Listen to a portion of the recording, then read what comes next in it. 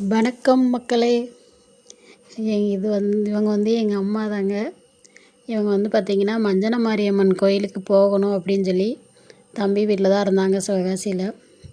வாமா கோயிலுக்கு வரியா அப்படின்னு சொல்லி கேட்டேன். சரி வரேன்னு சொல்லிட்டு வந்தாங்க.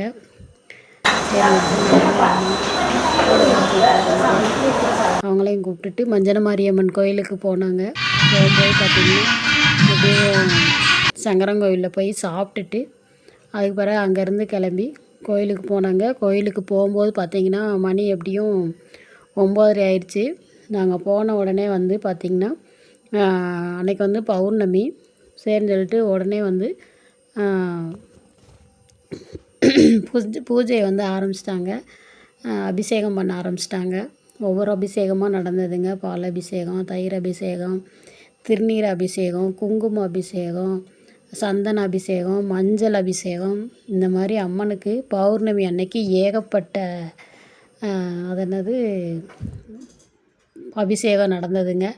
பன்னீர் அபிஷேகம், இளநீ அபிஷேகம், இந்த மாதிரி நிறைய அபிஷேகம் நடந்தது. நம்ம பார்த்துட்டே உட்காந்துட்டே இருக்கலாம். அம்மனோட அழகையும் அவங்களுக்கு அந்த அபிஷேகம் பண்ணுறதையும் நம்ம கண்குளிர பார்க்கலாங்க. எல்லாரையும் உட்கார வச்சு பொறுமையாக தாங்க செய்கிறாங்க.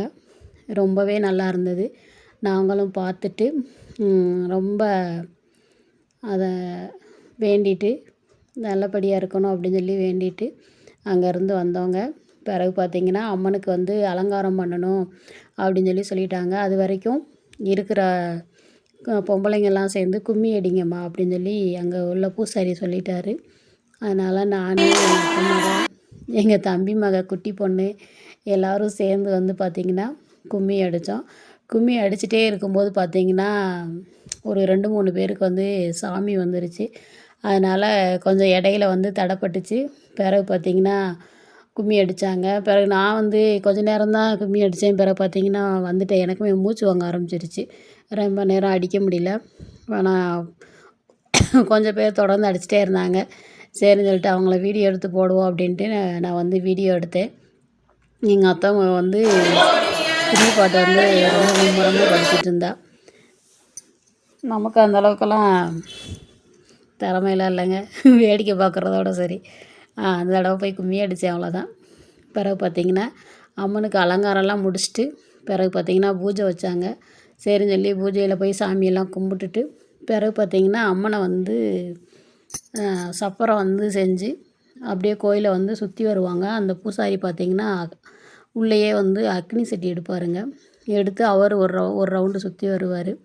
அதுக்கு பிறகு பார்த்திங்கன்னா அருள் வாக்கு சொல்லுவாங்க. அந்த கோயிலோட பேசலே அங்கே அருள் வாக்கு சொல்கிறது தாங்க. அது எல்லாத்துக்கும் ரொம்ப பிடிக்கும். அதனால் வந்த மக்கள் அனைவருமே பௌர்ணமி அன்னைக்கு அவர்கிட்ட அருள் வாக்கு கேட்டுட்டு பிறகு அன்னதானம் போடுவாங்க. அன்னதானமும் சாப்பிட்டுட்டு அதுக்கு பிறகு தாங்க அங்கேருந்து கிளம்பி போவாங்க. ஒரு சில பேருக்கு அவங்க கிராமவாசி, பஸ் இருக்காது. அதனால் பார்த்திங்கன்னா கோயிலுக்குள்ளேயே தங்கிட்டு காலையில் வெள்ளனை பஸ்ஸுக்கு கிளம்பி போயிடுவாங்கங்க. இப்படி தாங்க இந்த தடவை பௌர்ணமி பூஜை நடந்தது. இதில் கலந்துக்க விருப்பம் இருக்கிற மக்கள் நீங்களும் வாங்க, அம்மனோட அருள் பெறுக. நம்ம வீடியோ பிடிக்கும் அப்படின்றவங்க லைக் பண்ணி சப்போர்ட் பண்ணுங்கள் மக்களே. சரிங்களா? மஞ்சள் எல்லாருக்கும் மஞ்சள் நெத்தி நிறையா பூசி விட்டாருங்க. இது எங்கள் தம்பி மக வீடியோ எடுக்கணுன்னா சரின்னு சொல்லி அவள் கையில் ஃபோனை கொடுத்து வீடியோ எடுக்க விட்டேன். ஓகே உறவுகளே, நம்ம வீடியோ பிடிச்சிருந்தா லைக் பண்ணி சப்போர்ட் பண்ணுங்கள். அம்மனோட அழகை பாருங்கள். பார்த்துட்டே இருக்கலாம், கண் கொட்டாமல் பார்த்து நீங்களும் அருள் பெற்றுக்கோங்க. ஓகே உறவுகளே. Okay bye.